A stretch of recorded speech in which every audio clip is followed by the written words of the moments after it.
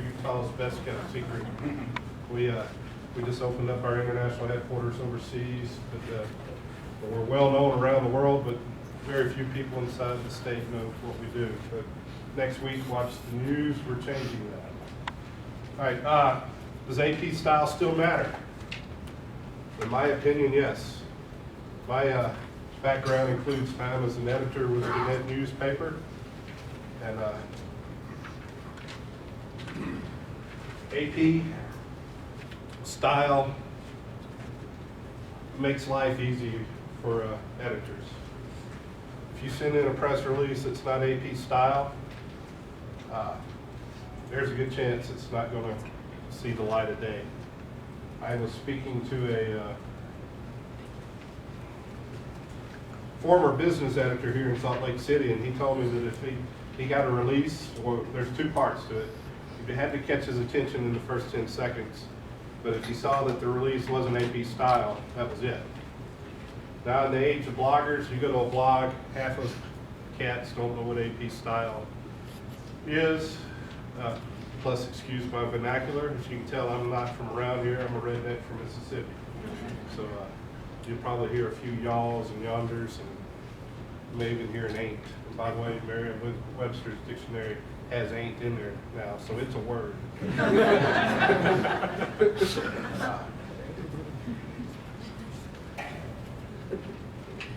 It is my experience that if you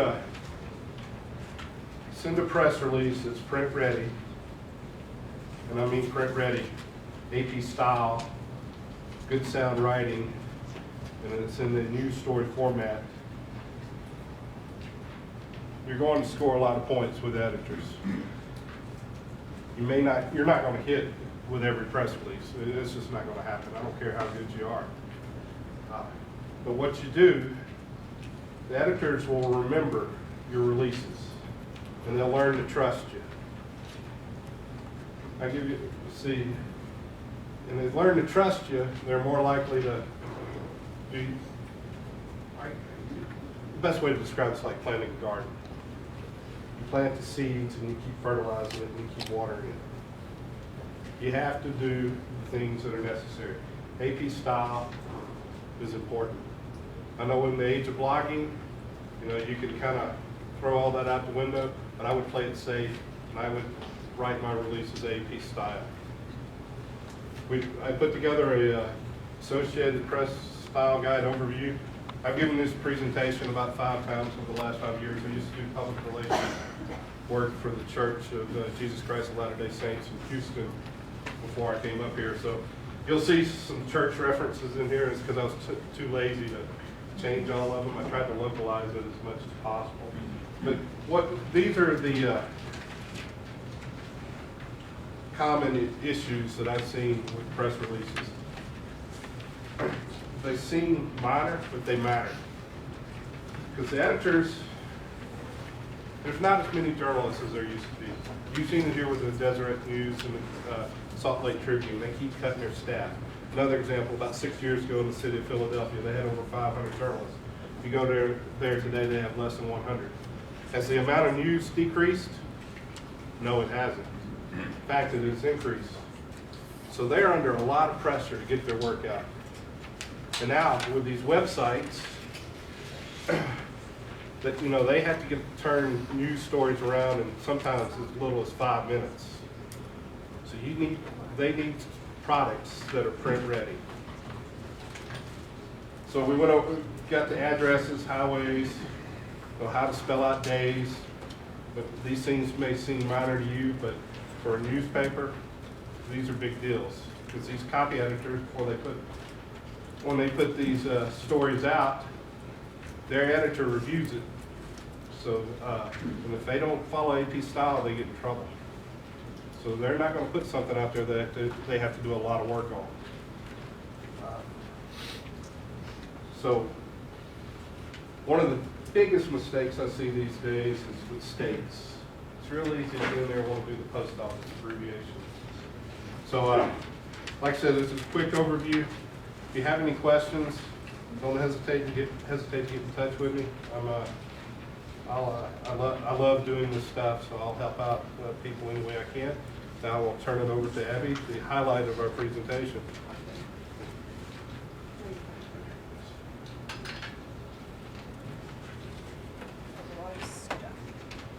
Okay, my name is Abigail Shaha. I am the Public Relations Manager at School Improvement Network, and before coming here, before I was persuaded to the PR side, I actually went to journalism school in college. Then I interned out at Newsweek. I covered a presidential election in Washington, D.C., and then I worked for the Deseret News for a couple of years. So I had a pretty strong journalism background before I switched over to PR. And that was actually really helpful in thinking about not just how to write press releases, but how to position the news, and then how to talk to reporters. It was helpful in hearing that not everyone here works in PR, but I think everyone in here appreciates the right kind of attention and helping to get that right kind of attention. So I have just a couple of tips, along with what Brad said about AP style, for making sure that you get the kind of positioning that you'd like. So this is for pitching, but this is also for anything that you put online. These are just some helpful things to keep in mind. The first one is do your research. This is both about the reporter and the topic. You can leverage both of those things to your advantage. So a lot of reporters, they're usually on a couple of beats. They write about the same kind of topic. And if you can find out how they've been writing about the topic that you want them to write about, so for us that's tech ed, if you find out how reporters are writing about tech ed, other things that they've covered, you can generally pitch them something that sounds like other things that they've done, and they like that. Also, with do your research, find out who else has covered this. If you call a reporter and tell them that all of their competitors have already done a story on this, they will do one of two things. They will either be outraged that someone beat them to the story and do a better spread on it, or they will be furious that they've been beat out and refuse to cover it but want to get the next big edge from you. But they'll believe that you're a leading source of news, and they'll be more inclined to listen to you about other things. Create a continuing story. So in journalism school, they pound into your head that you need to look for trends. There are events, and then there are underlying trends. You need to look for the things that impact the public for a long way over time. So for example, they would teach us something like, you're going to get stories about accidents on a certain road. What you should do is you should back up and look at how those accidents have increased or decreased over the last 5 years in conjunction with road conditions and weather. And that should be your story. So if you can take the product release or the event that you're doing and make it part of a larger public story about dropouts or about increases in technology use, you're much more likely to get some attention, and it's going to be in a really meaningful story that makes the reporter feel like they're really getting a win in doing something that contributes to the public. Why does this matter? Anytime that a PR person couldn't give me a really clear value prop within the first 30 seconds to a minute of the conversation, I was kind of done, because then it sounds like a sales pitch. But if they could tell me why the public cared about it, or why the public should care about it, or what the public would gain from it, I was pretty inclined to listen for at least a lot longer. Match the angle to the outlet. So this goes back to do your research, but if you're pitching the Deseret News, there are reporters who write for a city, there are reporters who write for a county, there are reporters who cover the state. You should very much tailor your pitch to the kind of story that you want. So if you are courting a local reporter about something that you're doing in a single school or a single city, then make sure that your story has a strong angle about how it's going to help or impact that school or city. The same goes for a whole county or for a state. Otherwise, they're likely to say, Bob would actually cover that, and they'll hand you to whoever, and Bob will say, well, that's sort of what I do, but that's kind of what Sherry does, and then they'll pass you back over. You're going to get lost in between beats because you don't actually have a story that connects to anyone's one thing. And then think visually. As a reporter, you get a story that you think is great, and then you take it to your editor, and you have to sell it. You have to re-pitch it to your editor as why it's a good idea. You may use some of the PR stuff you heard in that. You may have to use your own stuff because you just want to write about it. But one thing that the editor will always ask that will get you huge points if you can answer is they'll say, what kind of art can you have? Or what are the visuals? So if you can say, there will be kids there and people playing on a playground, or there will be a ribbon cutting, or even they're going to send packages to somewhere and we can go take pictures of it, you will get a lot more points. The reporter can sell it more easily, and stories that have art generally get more space in inches. They also get much better online pickup. Just like a press release is likely to get better pickup if they put in a picture, even if it's just a logo. Pitching to reporters is likely to get a lot more leverage if you have a visual. Some easy ways around that. If you don't, try and have B-roll. You can create that kind of thing well in advance. A lot of us do the same kind of things in multiple different outlets or at multiple different times of year. You can have a collection of B-roll or images that you could give kind of as an evergreen when you pitch the same story as it comes up over the year. That's really going to get you a lot further. So these are just a couple of tips. I think one of the keys to remember, though, is that journalists want information, especially like Brad said. We don't have time to go find it all. We want people who can bring us useful stories. That makes their job a lot easier. The key is just bringing it to them in a way that makes them feel like you are bringing them useful public information and not just useful information for your organization. They do not want to be sold or be a tool. They do want to inform. So if you can inform them in turn, they're really, really happy to help. So, and that's me.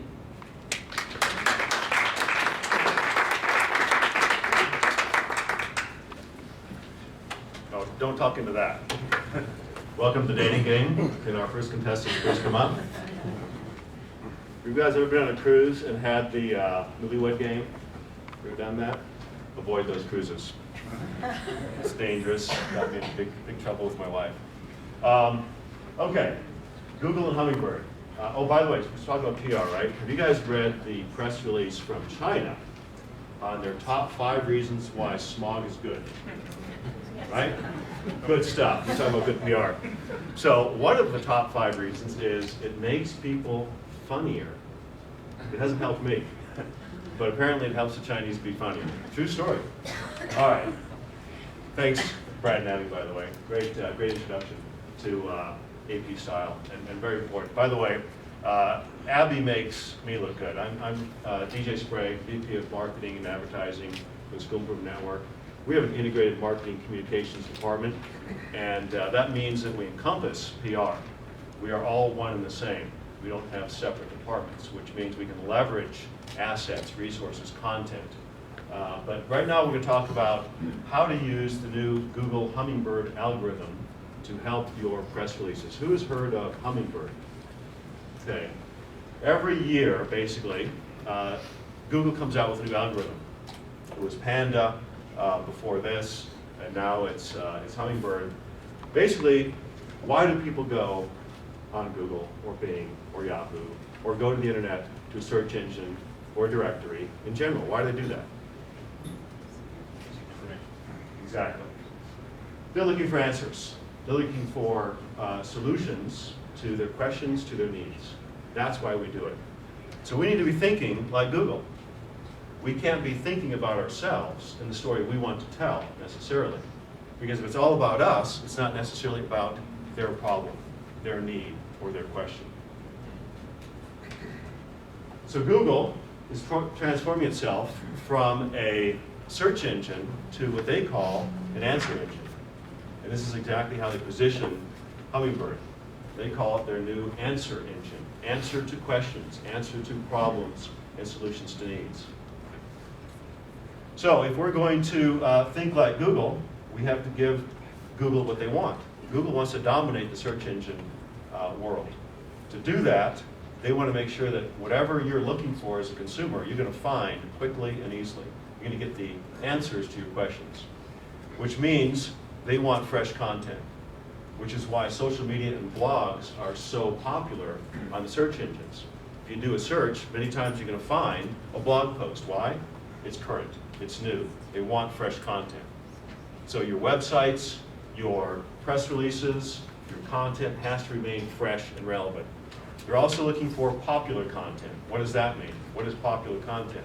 Well, it has followers. For example, you've integrated your social media networks and channels. It means you have links to your content or to your press release. So you've got to make sure that everything you create, you're also promoting online using multiple touch points and channels to make it popular. Because Google wants to serve up what other people like and want. In other words, if other people don't want it and like it, then it must not be relevant for that search term. So we have to be thinking like Google thinks.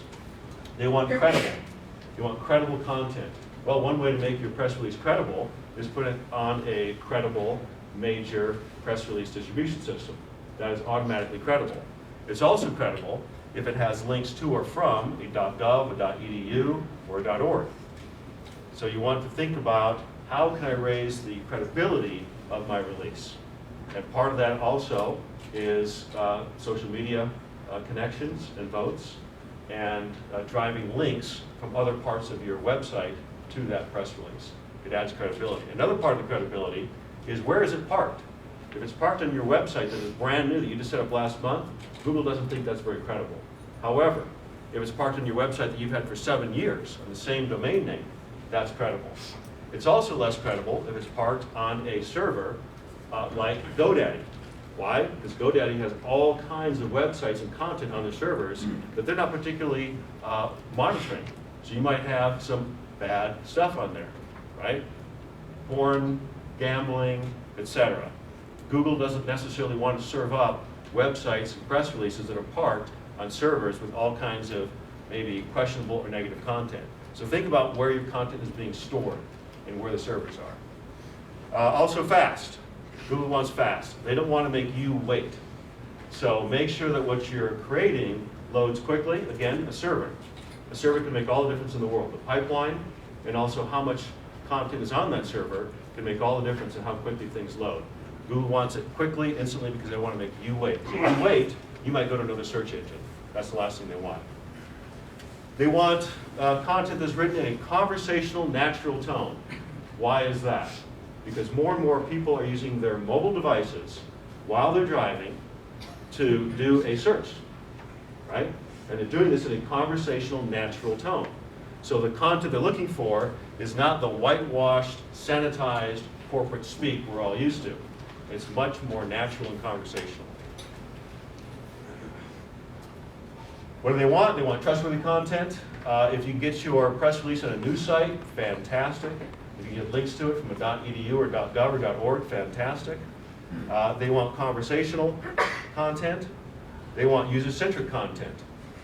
The opposite of this. We are a world-class provider of scalable resources that offer enterprise logistics integration.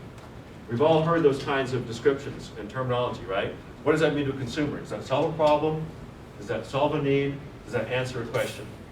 No. It's your sanitized, corporate, whitewashed jargon.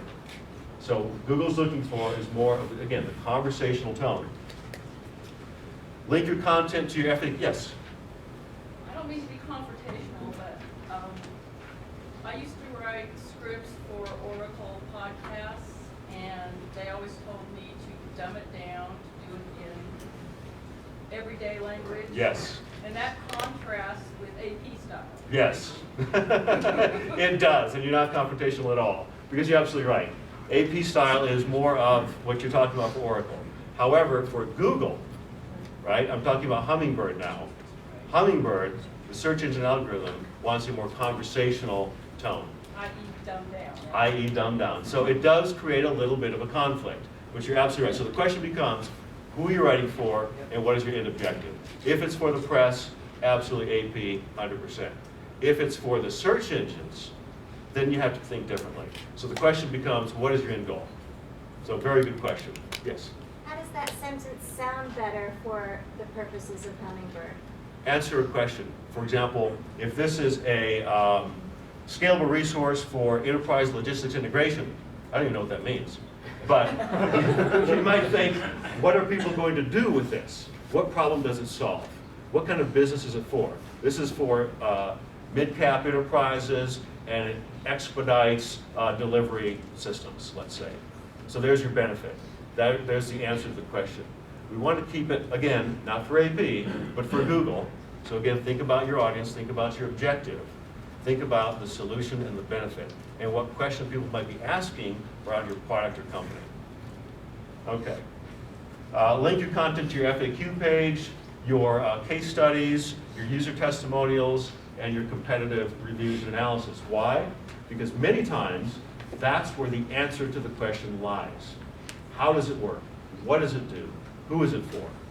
So you want to make sure that you're linking some of your content to those deeper portions of your website that are answering the actual who, what, when, where, why, and how. Claim it if you own it. I'm not going to get into that. You guys can, I'm sure if you're going to get this presentation, you can just copy and paste this URL. But this will allow you to claim ownership of your unique content, which is very important for Google. Because what it does is it tells Google, you own it, you're the author. If somebody else copies it and uses your content, then Google is going to give them what they call a Google slap, which is a negative rating, because it's all about original ownership of content. So if you own it, claim it. Long tail keywords. I'm sure you've all heard of long tail versus short tail. In the old days, it used to be we'd use short tail searches.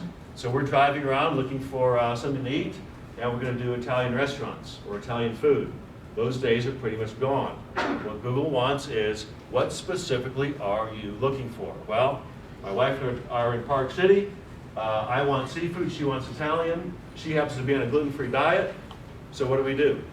Gluten-free Italian seafood, Park City, Utah, right? Long tail keywords. Why is that also important? Again, this is more to do with SEO, search engine optimization, than necessarily is with press releases. Okay. Answer to the question, provide a solution, fill the need, explain the benefits of using the product, how, when, and why. Now we're going to talk about IMC real quickly. PR, marketing, advertising, creative, promotions, events should be looked at to optimize your message in an integrated scenario, which means you're taking a cohesive, thematic message and story and spreading it across all your touch points. So you're leveraging your PR department, you're leveraging your marketing messaging, your advertising messaging. This is going to help the search engines realize that you are it when it comes to this particular area, theme, topic, or product. So having separate departments is kind of old news. In fact, about 6 weeks ago, I can't remember if it was Fortune or Forbes magazine, but I read an article about the future marketing department, and they were talking about an integrated marketing department. Again, you're leveraging your touch points and your message across all touch points. It also helps avoid a schizophrenic brand or message, because many times your promotions department, PR department, marketing department, events have different messages, and creates a schizophrenic brand for the consumer. Well, that got distorted. But again, just graphically, visually, think about integrating a cohesive story, message, and theme across all touch points. And finally, if you do get this presentation, here's some links to some great resources to really do a deep dive and really understand what the search engine is looking for. These are some popular search engine resources and blogs. Every year, the algorithms change. It's important to stay abreast of what Google is currently looking for. That's it. Thank you.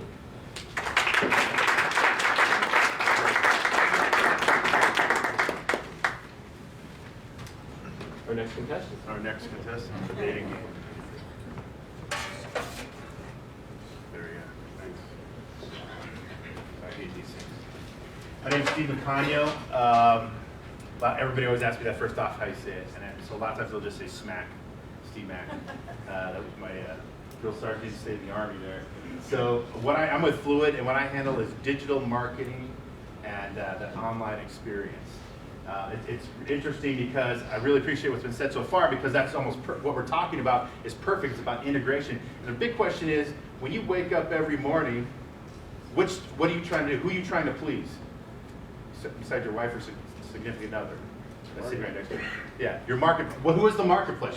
What's 2 things you got to do every day? Anybody. You got to please your audience, your consumers, your product, the people that are going to buy your product, right? There's a way. That's what we're talking about. That was excellent. Those points have been highlighted so far. The second thing, who's the second person you have to please every day if you want to be successful? Investors. Well, investors. Search engines. And that's what DJ was talking about. There's 2 different things that we have to look at. There's 2 different voices. There's 2 different targets. And you know what? When we talk about this, it's like some sort of crazy. You guys can hear me without this, right? I got a pretty loud voice. So it's the thing about the search engines. It's like some sort of mythical beast that we look after, that we're trying to. Whoops. That. That's what we're trying to do every day. We get it in our target. We think that we've got it figured out. I love on Sunday nights, finding Bigfoot is my guilty pleasure.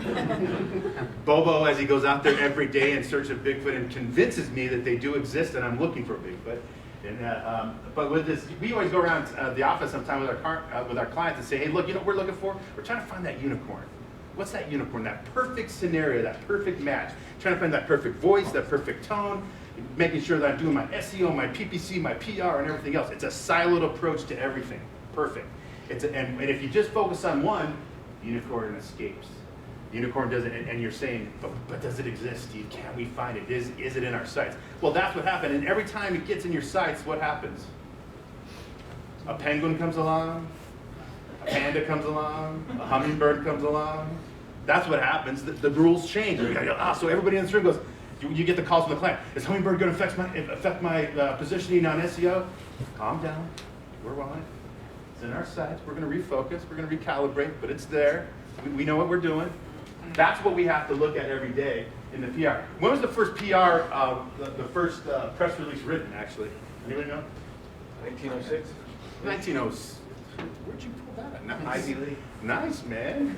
1906. Ivy League, right? And he worked New York Times, right? They were, but it was posted to the New York Times verbatim in 1906. Flash forward, it became a very productive tool. As we were talking about, we were talking to specific people. Search engines didn't exist. We're talking to these people, and press releases were everything. You're talking to journalists. You're trying to get the right content. Flash forward in 2006. Who was working in digital world in 2006? Who was thinking, this is awesome. I can send press releases out everywhere. I got anchor text in there, and what's happening? We're moving up the scale, and it's easy to move clients because we're using that thing. All of a sudden, what happens now? 2013. What is Hummingbird trying to do? Who knows the word juice with SEO, right? They're trying to take away our juice, right? They're saying, you know what? I don't like that whole text. I don't like the link thing. I don't. As a matter of fact, I might even sometimes penalize you for some of the links you might have in there and or that you've anchored around. So the game has to change, and how we do that is a lot of what was excellent already talked about here. And this infographic will attach to the presentation. But there's a lot of things that you can do, and I'm not going to have time to go through all 10 points. And some of you know this, but there's a lot, and I'm going to tell you right now, if you ought to start doing this right away because it'll probably change by next month, you know, what they're going to tell you to do. But there's a lot of things that we can do within the world every day of the press release to influence the AP styles, and that was an excellent question there, the AP style people. We've got to make sure we write to our people, but more importantly, we have to make sure that we write to the search engine. So that's what I want you to think about. If you take anything away from what Smack said today, you got to sit there and think that every day I wake up and I'm going to please two different people. My customers are first, the search engine second. Sometimes that line gets a little shady sometimes with all of us. And when we do that, that's why we kind of the flow of this. I know we're overlapping a little bit, but the flow of this conversation says AP style has its place. Google has its place. How to bring them together every day is your job, right?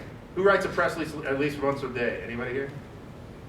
Yeah, I know you. But at least a press release, if not, and it depends on the client. And a lot of things too is we can't say things. Where is it? We have to keep the headline short, of course. We have to be very succinct, and it's our job to make sure that we take that funnel approach that we're all taught in school and we focus it. We have to get to know our keywords, optimize those keywords, create meaningful links, because that's what Google's talking about. Avoid jargon, avoid symbols, include media. When you touched on that earlier, I've always said to everybody says, is media necessary? Who believes media is necessary in everything in the digital world? Was there some reason why Google bought this little thing called YouTube? Right? Media, key component in whatever you do to tie back into that.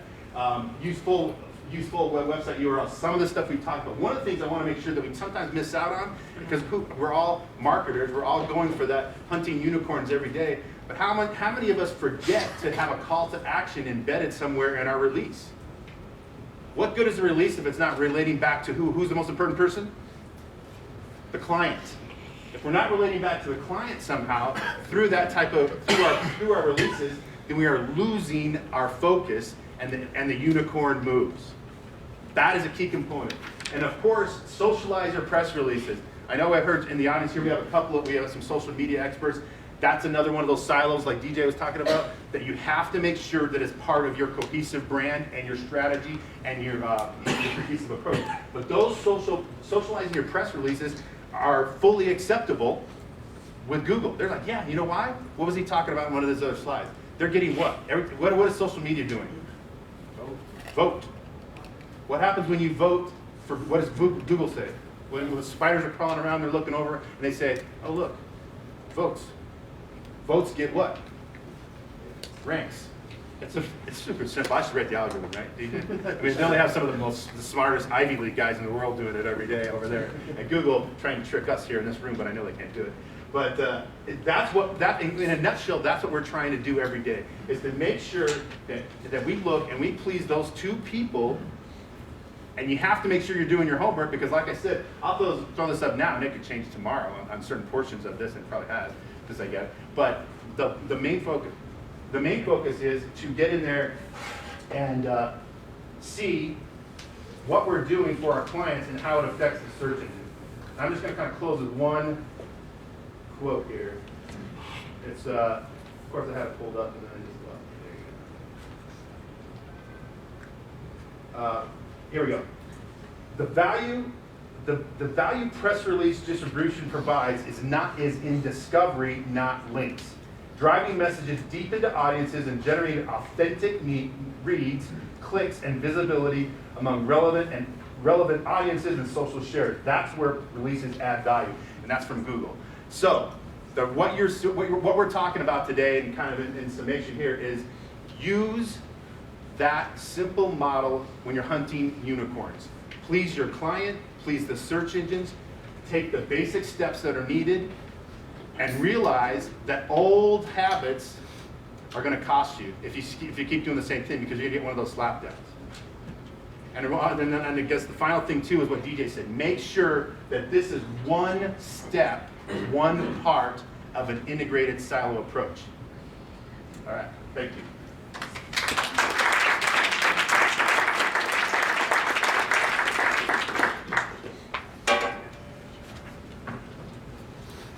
Hi everybody.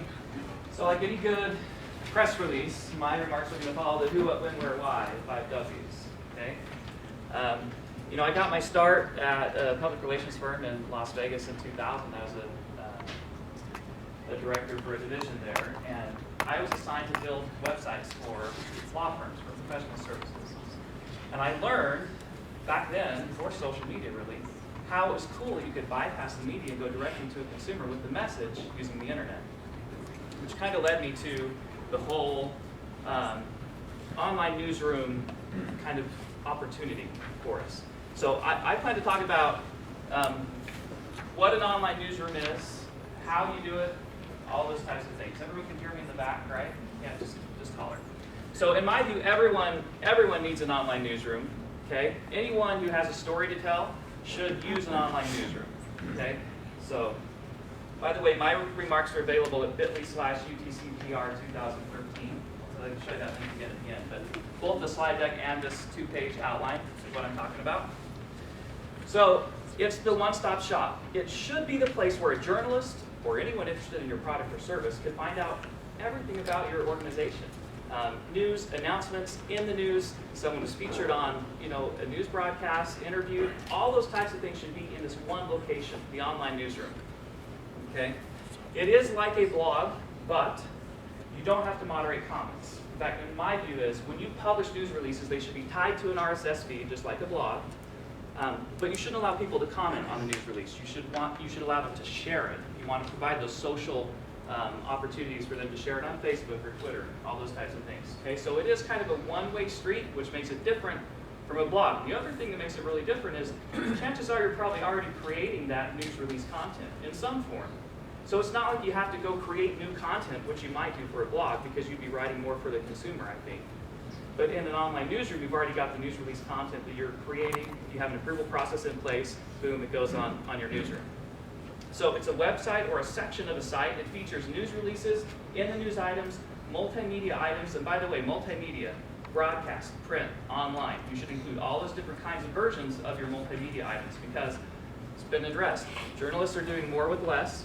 The more we can prepackage a story and put all the pieces there for them, the more opportunity we have as an organization to have our news featured, right? Press kits, events calendar, and media contact information. The two things journalists in a survey want from online newsrooms, can you guess what they are? How are you? Media contact information and search.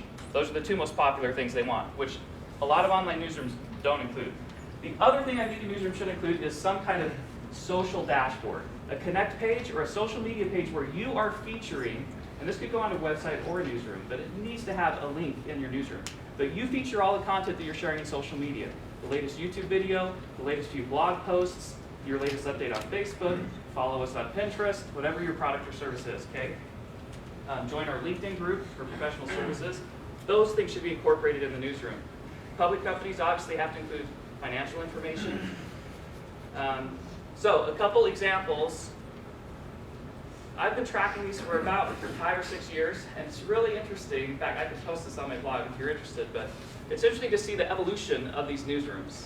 These are the top 100 companies. And I do want to point out, does this have a laser pointer? Doesn't look like it. I've included the URL. I love easy URLs that you can figure out. News.walmart.com is a great newsroom URL. Some of them get a little discombobulated. So Exxon has changed quite a bit in their website for their online newsroom.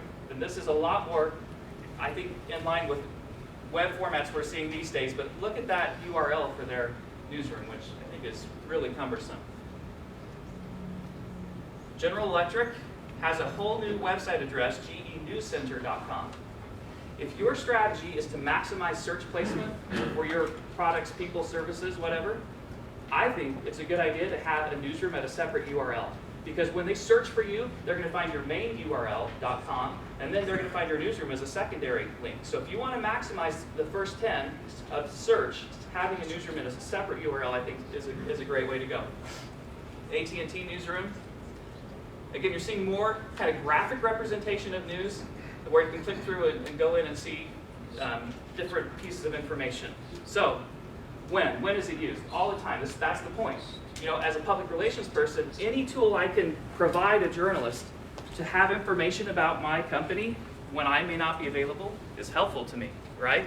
So that's exactly what the online newsroom does. Yes, sir? So if we're talking, my major question with this is if we're talking online newsroom, then in a one-stop shop, how do you approach the question earlier? You're writing to the press and your clients at the same time, the dumbed-down version and the AP style. So a press release, by its nature, will include your keywords and phrases and your important information. And the fact that you're going to issue a press release each week or day or month is going to give you the frequency you want. So that benefits you from search. I think a newsroom should be geared towards and written towards a professional journalist audience. I think it should follow AP style. You have an opportunity on a blog and in social media to address the consumer directly. But that doesn't mean that news releases can't include paragraphs or sections or quotes or links to video that would speak directly to a consumer and be in that vernacular. If that makes sense? Yeah. I think the newsroom should become the first place, you should train people that that's the first place they go to find information about you. And does anyone here have a dark or a crisis section of your online newsroom or website? So, you know, most airlines will have that. What it means is if there's an emergency of some kind, they activate that section of the site and it provides up-to-date information and important resources and links. Okay, so that's an important consideration in the newsroom, depending on who you are. I think it's important for the newsroom to be able to schedule news releases, just like you do on the newswire, for future distribution. If I've got a product release or if I've got some kind of event that's happening Monday morning, I want to be able today to get everything set in my newsroom and just schedule it so I know that Monday first thing, it's going online. And then again, I mentioned it should be used to support search. Here's another thing to consider. I addressed this earlier. Yes, sir? So it's a good question. So when you're posting these press releases and different content in the newsroom, you've already sent it out to multiple press releases. Do you just put the picture up and link it to that, Forbes or Business Week or whoever featured you? How do you avoid Duplicate content's an important question. I think that you want people to find your newsroom first with your information. So your news releases should always go on your newsroom. I think it's okay to use news wires to support that and to drive people to other kind of more detailed FAQs, testimonials, videos to support the news. And the newsroom's got to include in the news section where you're linking to Forbes or whoever's written about you or you've been on TV. Does that answer your question? I think the newsroom ought to be the first place you put the content, and it's supported in everything else you do, including traditional media. You want to be the resource. So again, I've already addressed kind of where you put it. You know, I'm Nike.com/news, or I'm news.nike.com, or I'm NikeNews.com. Those are all different. There's pros and cons to both, and we can address those if you want. And then the other thing to consider is, especially today, what screen people are using to view your content. I hope you're all looking at Google Analytics, and I hope you know the source of traffic. And for example, 30% might be coming from mobile. So how does your newsroom look on a mobile device? Okay, same goes for your website. So this is all from the Tech Group survey. They're an online newsroom provider. By the way, you can make this newsroom. You can hire a service to do it. Or you can hire an agency to help you build the newsroom, okay? So you can do it in-house, get someone else to help you make it, or subscribe to a service that does it. A few, I think, very interesting stats, and there's the source for it down there. Here's the overall goal. I think your online newsroom ought to position you as an industry resource and thought leader for the subject area that you cover. And you can use that site to curate content, to pull in other things, especially in the news items, where it can really become a one-stop shop and the place a journalist or someone, even a consumer, would be interested in going to find out news and information about you. So finally is how. You know, use a vendor, build it. WordPress is a godsend. WordPress is so great, in my view. You can set up a WordPress newsroom in a few hours. In fact, at Alexander's, we have a service called the Social Media Newsroom that does just that, and it's not expensive. The newsroom should also include, here's a few other hows, updates by email and mobile device. Do you offer that to journalists who might be covering? Definitely a tool like Share This, so the social media is taken care of. Embedded codes for multimedia, and definitely use analytics to track it. And use your newsroom as the place you go to pitch stories to journalists. I don't know if any, in media relations, emails are less and less effective, and Twitter is more and more effective. I think that's because you got to boil it down to 100 characters, right? And say, what's really, you know, what's in it for the journalist? Why is this important? Kind of what Abby was talking about. So do that on Twitter, and then include a link to the resource or the page you've developed on your newsroom. It ought to be telling your story in one page. News release, pictures, video, testimonials, whatever it might be. That's your online newsroom, and it should support and supplement your website, your blog, any other things that you're doing in social media, and be that one-stop shop. So, thank you.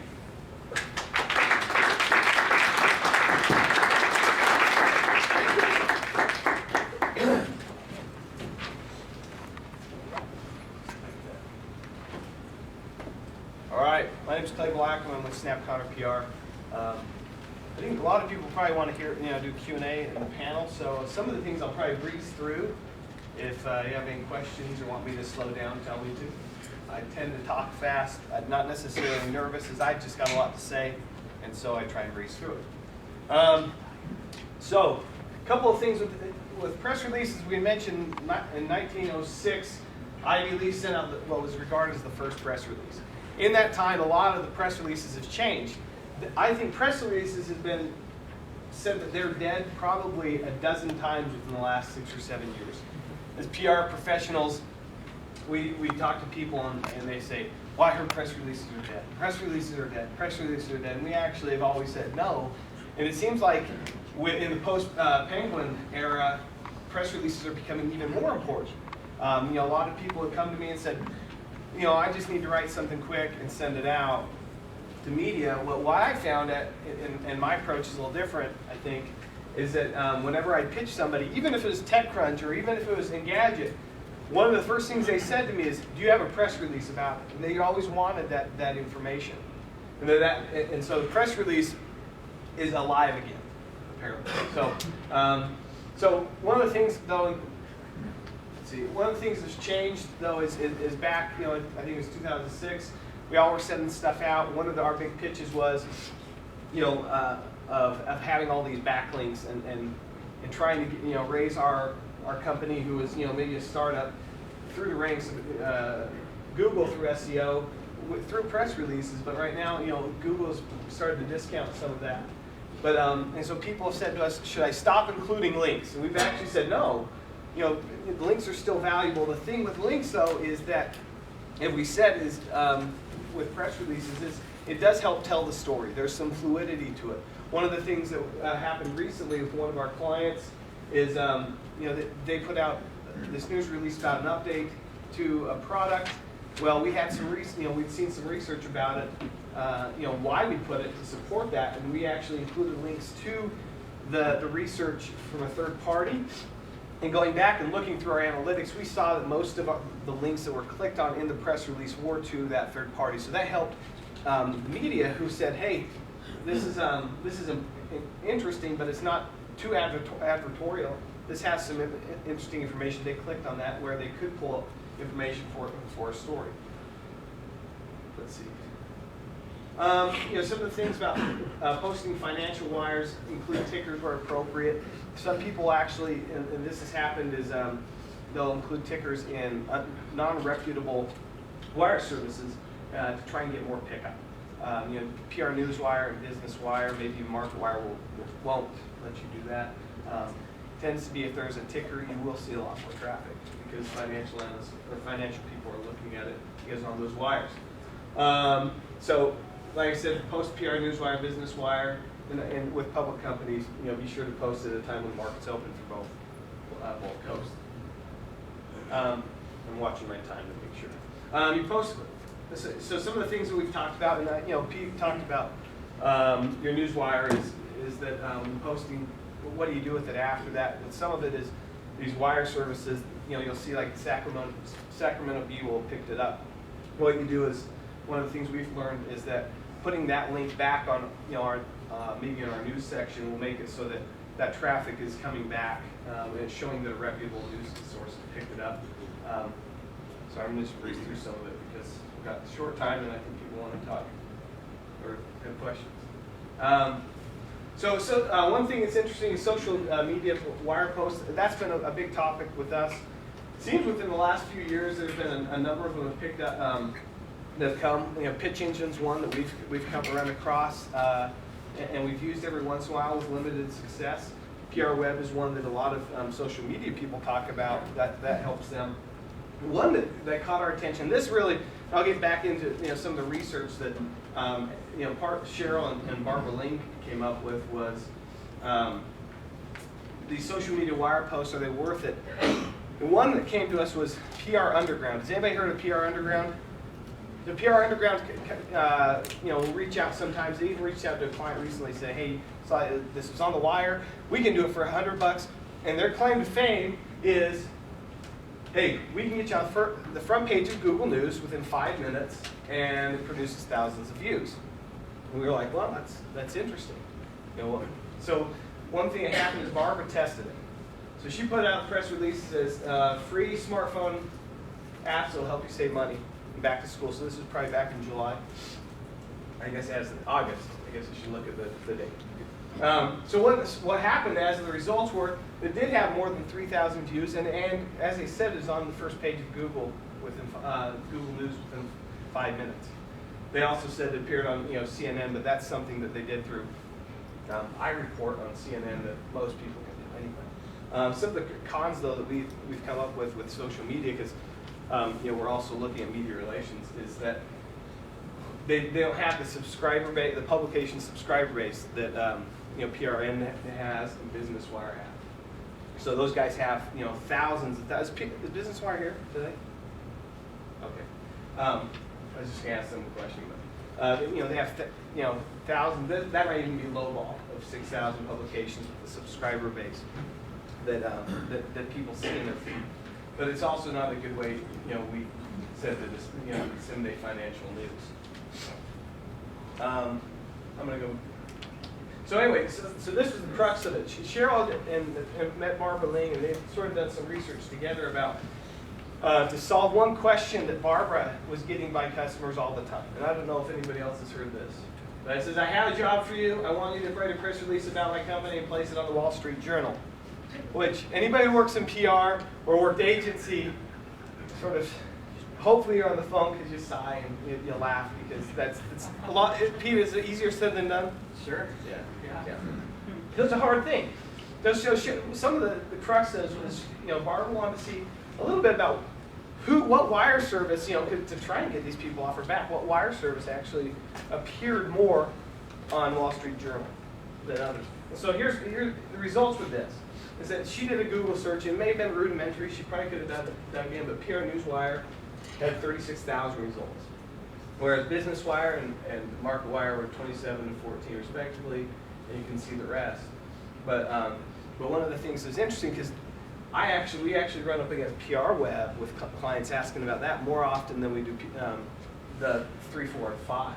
But one of the things that happened with PR Web years ago or last year was that they allowed a press release to go over the wire announcing that Google acquired a Wi-Fi company, and that was a hoax. Well, AP, who was it? AP, Wall Street Journal, AP, just a whole bunch of outlets ran the story. It was an acquisition for $400 million. Well, All Things D came up and said, "Nope, you guys can do 3 minutes." Okay, 3 minutes, that's good. I'm almost done anyway. But they came up and they said it was a hoax. You guys have been duped, and so PR Web has sort of been penalized for doing that. And I know that, and I say that, not to knock PR Web, but because I know there are a lot of people who use it and they've had good success, but that's just sort of anecdotal evidence.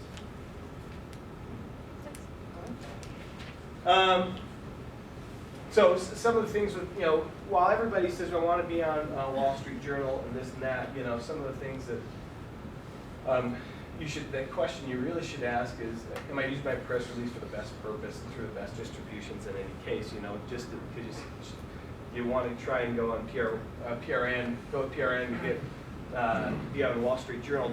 Think of it this way: that link will disappear within probably 72 hours.